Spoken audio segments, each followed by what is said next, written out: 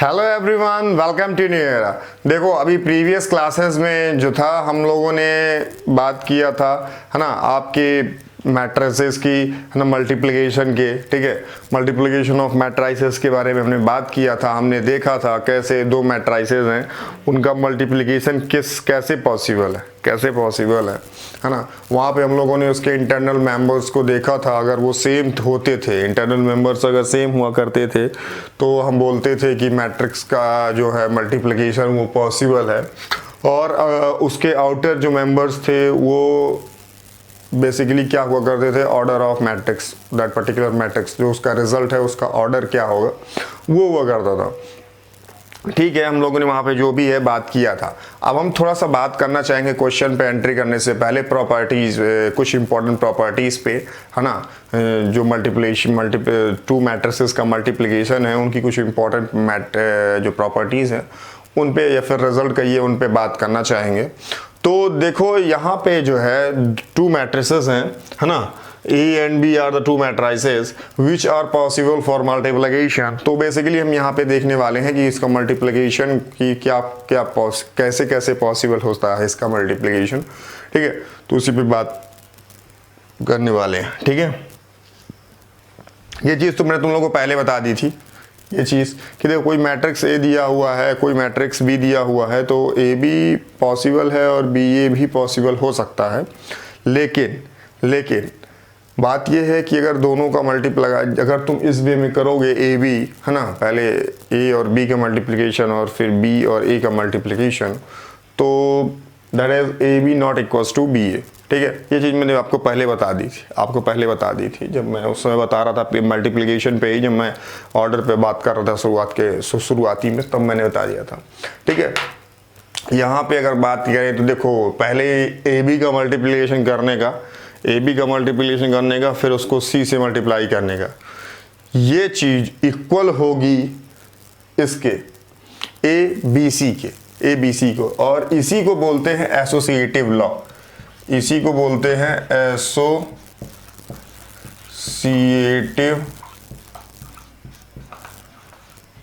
Law, और इसको ही बोलते हैं डिस्ट्रीब्यूटिव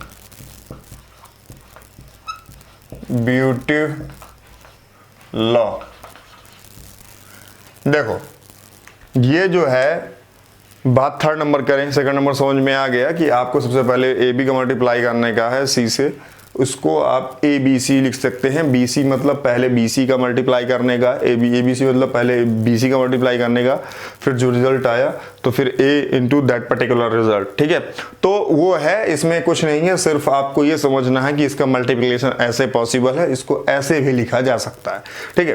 बात करते हैं सेकंड नंबर में। ऐसा नहीं है कि आप पहले बी प्लस ए इंटू बी प्लस सी, तो ऐसा नहीं है कि बी प्लस सी का पहले आप रिजल्ट निकाल लो, फिर जो रिजल्ट आया उसको आप ए इंटू दैट पर्टिकुलर रिजल्ट, ऐसा नहीं है। आपको यहाँ पे डिस्ट्रीब्यूट करना है ए को बी और सी पे, तो this is the A B and plus A C, so this is the distributive law, ठीक है।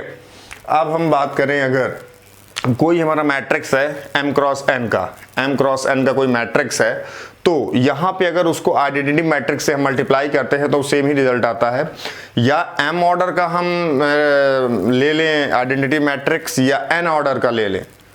m ऑर्डर का आइडेंटिटी मैट्रिक्स लेके अगर मल्टीप्लाई करें, या फिर मैट्रिक्स को मल्टीप्लाई करें n ऑर्डर के आइडेंटिटी मैट्रिक्स से, सेम रिजल्ट हमको मिलने वाला है।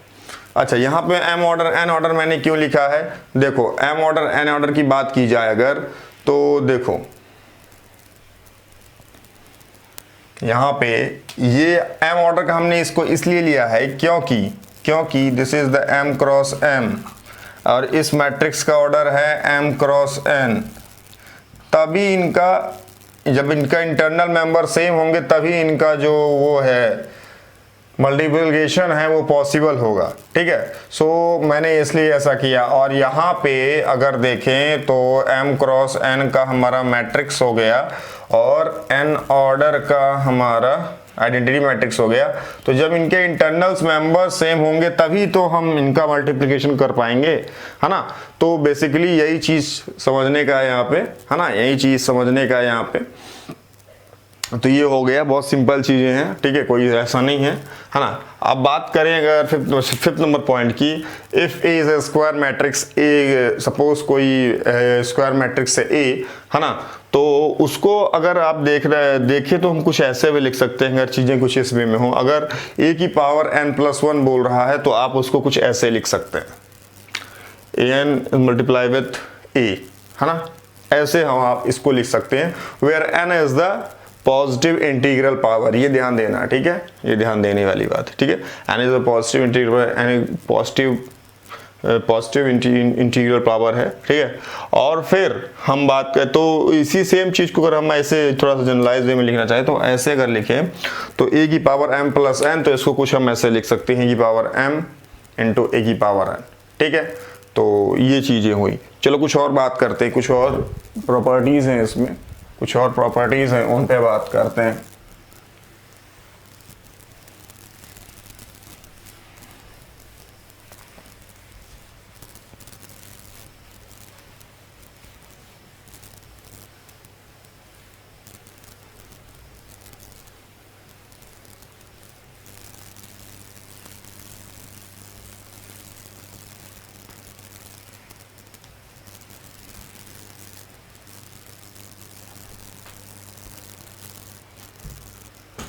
ठीक है, चलो तो 6 नंबर पे अगर बात करें हम, तो देखो आप लोग ऐसा तो ऐसा तो किए होंगे ना, करते ही आ रहे हैं हमेशा से, a+b का होल स्क्वायर, ये तो किए होंगे, है ना, मतलब ये तो करते ही आ रहे हो, हर जगह ही लगभग कहीं ना कहीं यूज ही हो जाता है ना।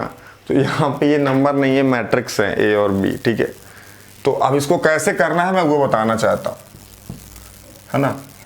करना वैसे ही है जैसे आप लोग जानते हो, बस थोड़ा सा इसमें है चीज़ों को समझना। a+b मल्टीप्लाई विथ a+b, इसको कुछ ऐसे लिख सकते हैं, ठीक है।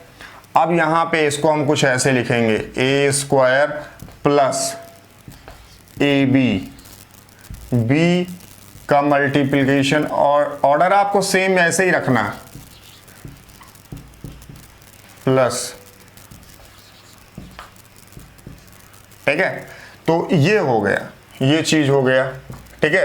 तो आप a+b को मल्टीप्लाई करके ऐसे लिखेंगे, आपको सेम ऐसे ही लिखना है, आपको ऐसे नहीं लिख देना है a² + 2ab+b², ऐसे नहीं लिखना है, ये नंबर नहीं है, ध्यान देना, ये नंबर नहीं है, मैट्रिक्स है, ठीक है। ये मैट्रिक्सेस है, दीज आर द मैट्रिसेस, सो है ना, बी केयरफुल। आपको ऐसे नहीं लिख देना कि a² + 2ab+b², है ना, गलत हो जाएगा, ऐसा मत लिखना, ठीक है। तो इसको ऐसे ही लिखने का है आपको, ठीक है।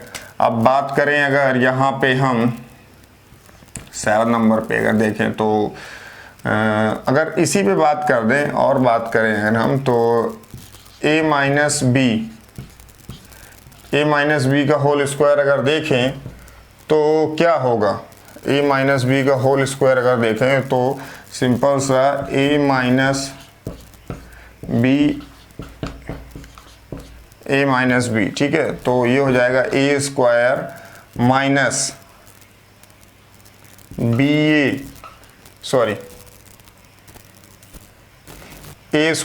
Minus ab minus ba minus b², ठीक है। ये चीज हो गई, ये चीज हो गई, है ना। और बात करते हैं, इनमें कुछ नहीं था, आपको सेम ऐसे ही समझने का है, ऐसे ही करने का है, आप ऐसे मत कर दीजिएगा a² - 2ab+b², ठीक है। ये मैट्रिक्सेस हैं, है ना, तो इनको आपको सेम इसी वे में लिखने का है और ऐसे ही आपको इनके रिजल्ट तक पहुंचना है, ठीक है।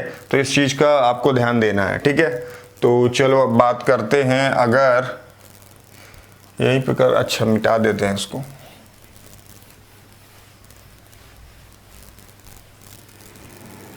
ठीक है। चलो अगर बात करें हम यहाँ पे a+b अगर ऐसे दिया है और a-b अगर सपोज ऐसे दिया है, तो इसको कैसे करने का है उस पर हम बात करना चाहेंगे। तो आप इसको लिखेंगे a², है ना, minus A B B A this is B A plus B A, ठीक है, माइनस बी स्क्वायर, ठीक है।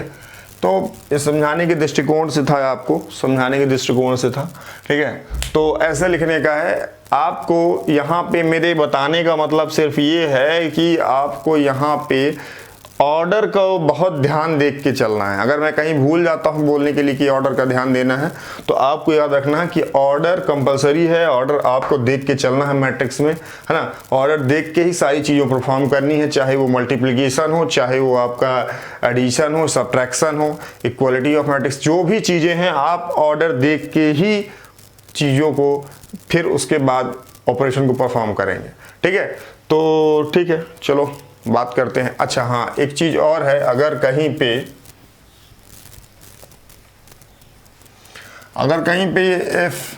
अगर 7 नंबर इसको ले लें, अगर कहीं पे ए बी इक्वल्स टू 0 दिया हुआ है, ए बी इक्वल्स टू 0 दिया हुआ है, तो इट डजंट मीन कि a इक्वल्स टू 0 और b इक्वल्स टू 0, है ना। ये नंबर नहीं है, मैं अगेन वही बातों को रिपीट कर रहा हूं कि if A B equals to 0 अगर कहीं दिया है तो दिस इज, सबसे पहली बात तो ये 0 नहीं है, this is the null matrix.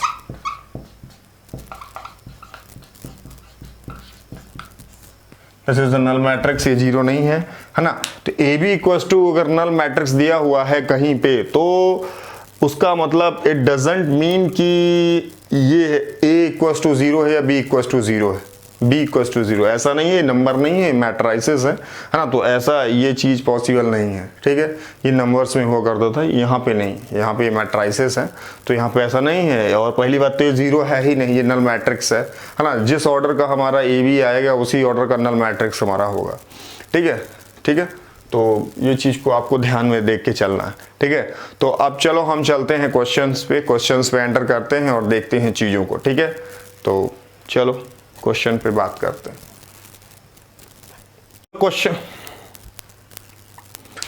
तो चलो क्वेश्चन की बात करते हैं। तो यहाँ पे क्वेश्चन दिया हुआ है ना।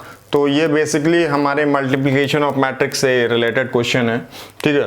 तो थोड़ा सा कॉन्सेप्ट बिल्डिंग के लिए क्वेश्चन लिया है, छोटा क्वेश्चन है, सिंपल क्वेश्चन है, ठीक है। देखो क्या करना का इसमें 3 मैट्रिसेस के दिया हुआ है और बोला है इक्वल टू 0, मतलब कि नल मैट्रिक्स, है ना। This is not 0, this is the null matrix, ठीक है।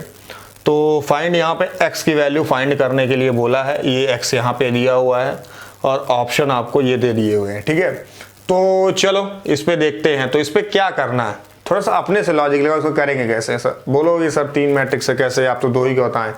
देखो पहले इन दोनों को मल्टीप्लाई करो, जो रिजल्ट आए उससे इसको मल्टीप्लाई कर दो, तो फिर कहीं ना कहीं आपको x की वैल्यू मिल जाएगी। तो अगर इसको देखें तो ये कितने ऑर्डर का मैट्रिक्स है, एक रो है, 3 कॉलम है, 1 क्रॉस 3 का मैट्रिक्स है, 1 क्रॉस 3 का मैट्रिक्स है, ठीक है। इसमें 3 रोज हैं, 3 कॉलम्स है, 3 क्रॉस 3 का मैट्रिक्स है, ठीक। इसमें 3 रोज हैं, 3 रोज हैं, 1 कॉलम है, तो ये 3 क्रॉस 1 का मैट्रिक्स है, ठीक है। अगर इन दोनों की बात की जाए तो 1 क्रॉस 3 और 3 क्रॉस 3, तो this is internal number same है, तो मतलब जो हमारा मैट्रिक्स बनेगा 1 क्रॉस 3 का बनेगा, मैट्रिक्स जो बनेगा 1 क्रॉस 3 का मैट्रिक्स बनेगा, यहाँ पे 1 क्रॉस 3 का मैट्रिक्स बनेगा, ठीक है। चलो कर लेते हैं। तो देख लो ये 1 माइनस 1 x माइनस 1 ही है, हाँ माइनस 1 ही है। तो चलो इसको रो बाई कॉलम करने का तो करते हैं। तो यहाँ पे आ जाएगा, जब इसको रो बाई कॉलम करेंगे तो यहाँ पे -2 और -2 प्लस x, -2 प्लस x, ये पहला आ गया, है ना। सो पहले रो को पहले कॉलम से किए तो 1 पोजीशन पे प्लेस्ड हुआ, ठीक है।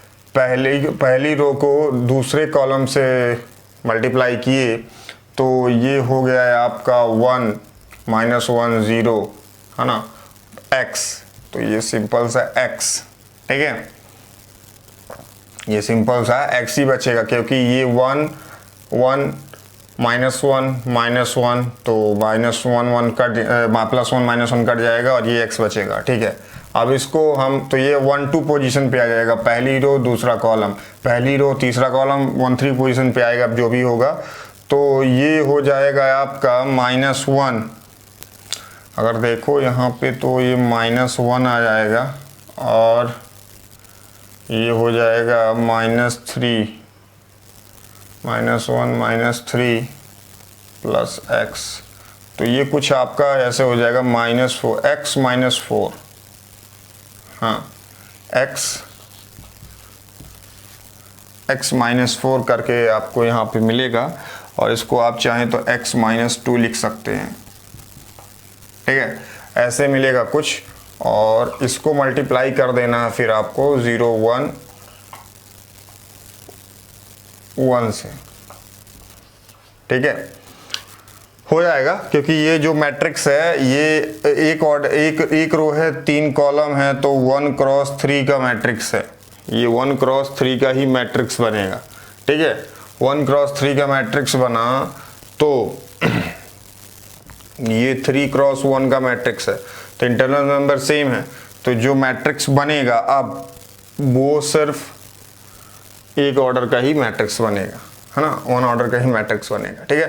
तो चलो कर देते हैं यहाँ पे, तो ये = 0 होगा, ठीक है। तो अगर हम इधर करें इसको मिटा देते हैं थोड़ा सा, ठीक, ऑप्शन लिखा रहने दो। तो अगर अब यहाँ पे हम मल्टीप्लिकेशन का अगर करें 3 क्रॉस 1, तो ये बनेगा 1 क्रॉस 1 का मैट्रिक्स, और क्या बनेगा देखो, ये बनेगा कुछ ऐसे। अगर इसको मल्टीप्लाई करें इस रो को इस कॉलम से, तो ये 0 आ जाएगा और ये आ जाएगा x, है ना, और ये आ जाएगा x minus plus x minus 4 equals to 0। तो ये नल मैट्रिक्स है, इसको ऐसे भी आप चाहें तो लिख सकते हैं, this is the null matrix, ठीक है। तो अब करस्पॉन्डिंग है, तो यहाँ पे ये आ जाएगा 2x minus 4 equals to this. तो 2x तो यहाँ पे करस्पॉन्डिंग एलिमेंट्स चूंकि इक्वल दिखाया, तो करस्पॉन्डिंग एलिमेंट्स इक्वल होंगे, तो 2x माइनस 4 इक्वल्स टू 0, मतलब कि यहाँ से 4 उधर जाएगा, तो 2x इक्वल्स टू 4 और x equals to 2, so x equals to 2 is your right answer for this particular question, ठीक है।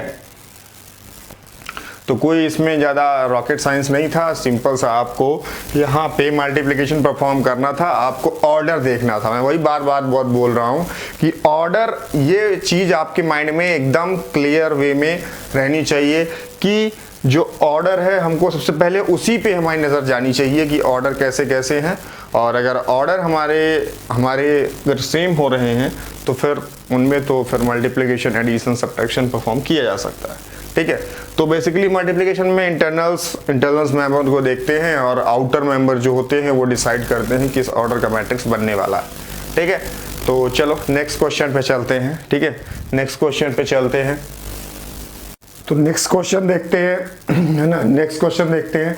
नेक्स्ट क्वेश्चन में क्या है कि आपको सिंपल सा है, इसमें आपको मैट्रिक्स ए पता लगाना है, find out the matrix A. यहाँ पे जो है 2 1 3 -1 0 1, तो ये किस ऑर्डर का मैट्रिक्स दिया हुआ है? ये जो ऑर्डर है इसका, इसमें 2 कॉलम है और 3 रोज हैं, तो 3 रोज हैं और 2 कॉलम्स हैं, इसमें 3 रोज हैं और 3 कॉलम्स हैं, ठीक है, ठीक है, कोई बात नहीं। तो चलो एक चीज़ यहाँ पे देखो कि इस पर्टिकुलर मैट्रिक्स को ए से मल्टीप्लाई किया है, बोला है इसके इक्वल है, तो यहाँ पे ए क्या है, मैट्रिक्स जो ए क्या है, इसमें ऑप्शन दिए हुए थे, मैंने ऑप्शन हटा दिए हैं, मैंने ऑप्शंस को भी हटा दिया है, ठीक है। तो मैं डायरेक्टली हम लोग आंसर्स पे पहुँचेंगे। तो ये 3 क्रॉस 2 ऑर्डर का मैट्रिक्स है और ये 3 क्रॉस 3 ऑर्डर का मैट्रिक्स बना रहा है मल्टीप्लाई होके ए से, ठीक है। तो निश्चित तौर पे यहाँ पे जो ये मैट्रिक्स बना होगा ए, वो किस ऑर्डर का होगा मैं उससे बात करता हूँ। जैसे 3x2 ऑर्डर का मैट्रिक्स है, आपको 3x3 ऑर्डर का मैट्रिक्स मिल रहा है ना। तो जो 3x2 का मैट्रिक्स जो है चेक करना है किसके साथ, आपको चेक करना है इसको ए के साथ। तो ए का कौन से ऑर्डर का मैट्रिक्स होगा, इसका मल्टीप्लिकेशन तभी पॉसिबल है जब 2x3 ऑर्डर का मैट्रिक्स हो, तभी ये इंटरनल मेंबर सेम होंगे, और फिर ये 3x3 का मैट्रिक्स बनेगा। मतलब कि जो हमारा मैट्रिक्स ए बन रहा है वो 2x3 ऑर्डर का होगा। ये बात तो कंफर्म हो चुकी कि मतलब जो हमारा मैट्रिक्स बन रहा है वो 2x3 ऑर्डर का मैट्रिक्स बनेगा, ठीक है।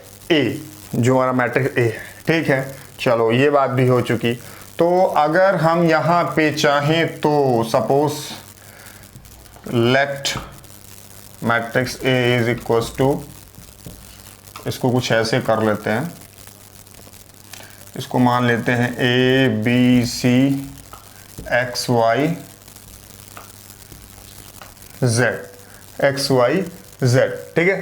तो हम लोगों ने मैट्रिक्स ए को मान लिया A B C X Y Z, ठीक है। ये हम 2x3 ऑर्डर का मैट्रिक्स मान लिए, ठीक है।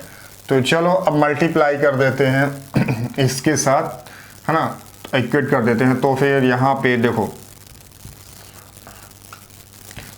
2 1 3 -1 0 4, ठीक।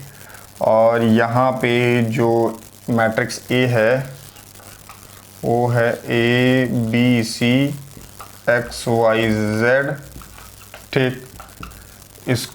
इसकी को ये है -1 -8 -10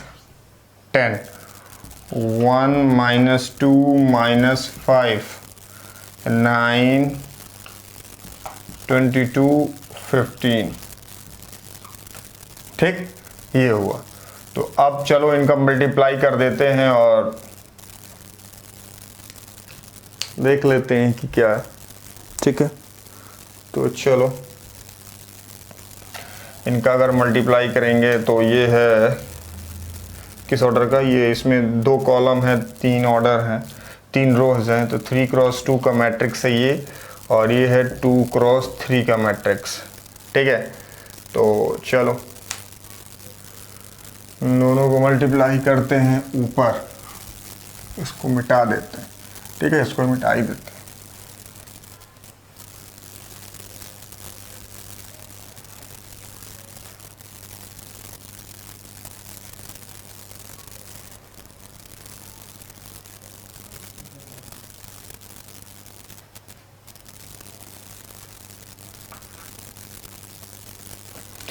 तो यहाँ पे अगर इनका मल्टीप्लाई करें इस पर्टिकुलर रो को इसके कॉलम से, है ना, तो ये जो हमारा मैट्रिक्स बनने वाला है वो 3x3 का मैट्रिक्स बनेगा। और उसको कैसे करने का है देखो, यहाँ पे 2 -1 को मल्टीप्लाई करते हैं तो -x 2a -x ऐसे कुछ बनेगा, ठीक है। और यहाँ पे ये बनेगा 2b -y और बनेगा 2c